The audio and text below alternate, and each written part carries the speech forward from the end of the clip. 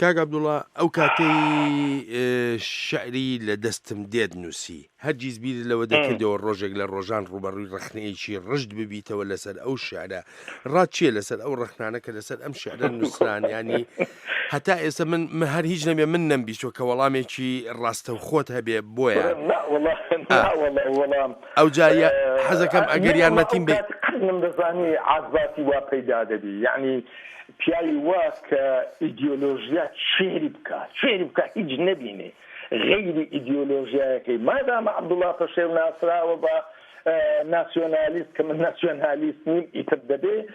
پاشبەڕوو بێ ئیتر دەبێ دواکەوتوو بێ ئیتر دەبێ دژیژی بێ ماز نەشوێ چۆن ئەوە نەتەوەیە یعنی پێشکەوتوو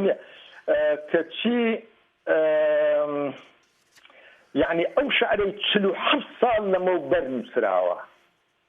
ئێستا ئەکتیڤی دەکەن ئێستا دوای یعنی شعرێک لە ناوەڕاستی شەستەکاندا نووسراوە لە ناوەڕاستی شەستەکاندا کە مێرد منداڵێکی بێرکۆتی نووسیتی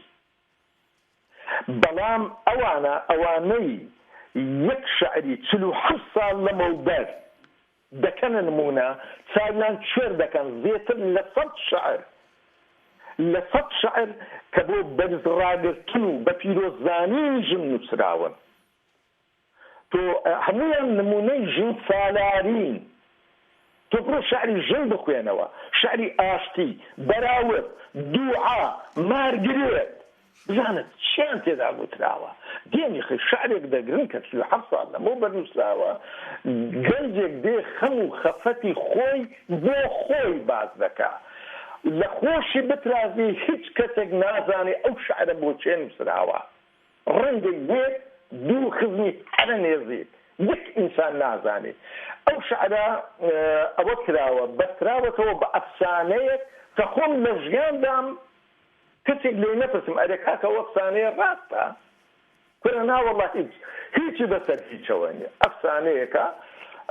ئیتر ئەو شعرەی پێوە دەناسە دوایێ نازانم بۆچی کە لەو شعرەدا کۆڵنەوە بە ئەنقەد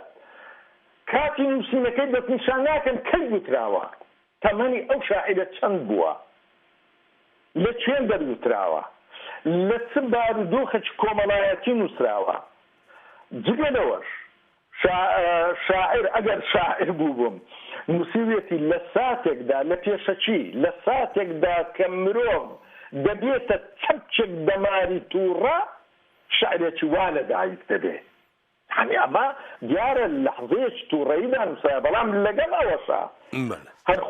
خودا ڕەحمی پێکردوم بۆ مێرد منداڵیەش هەستم بەوە کردووە بزانە دەڵێ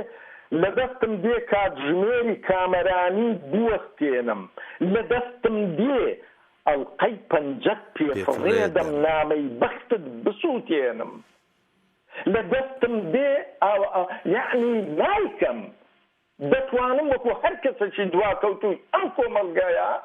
کە ژن هەمیشە قوربانیە بکەم بە قوربانی بەڵام چ بکەم خۆشەویستی نەهەنجێکە خوێنی هەڵچوون دەخواتەوە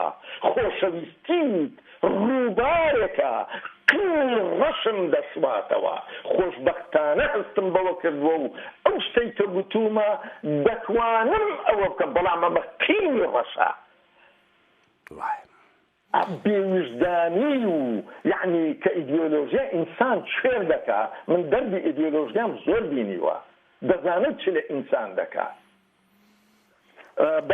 ئەوانێ ئەو قسە دەکەن زیاتر خەریکی ئەوە بن ئەو ژن کوژگێ ڕاگرن با ئەو سەتان ڕێکخراوی مەدەنی و نیمچەخۆر و نازانم چ بەناوی ژنانەوە هەموو ملەستور دانیشتون باشتر بکەن دژی ئەوە با بە قانون ژن بپارێزن با پەناگە بۆ ئەو ژنانە دروست بکەن کە هەڕەشەیان لەسەرا ڕۆژانە دەکوژێن و شەهید دەکرێن شعرێک نەگرن کە 47 ساڵ لەمەوبەر نووسرایە ناسیۆنالیستێک نووسیتی دەست هەڵگرن لەو شتانە